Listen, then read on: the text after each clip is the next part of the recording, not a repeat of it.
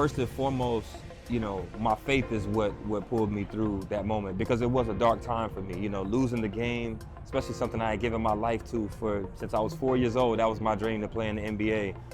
So I struggled with depression. I struggled with an identity crisis of trying to figure out, who am I without this basketball, right? That's who I've been my entire life, Lanny Smith, the basketball player.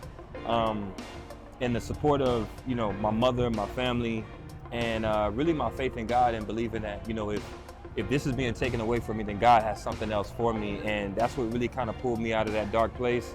And then, making that transition to being an entrepreneur when I didn't have a plan B, you know what I mean, was, it wasn't easy, but what I learned was I had to humble myself to know that whatever I'm starting over with, I'm gonna have to start from the bottom. So that ego has to be left at the door. Like, no matter how many points I scored, that doesn't matter in this next thing that I'm getting ready to do. So I literally went to YouTube University, man. I spent hours and hours watching videos how to code my own website. I didn't have enough money to even have an agency build my website, so I learned how to code my own website.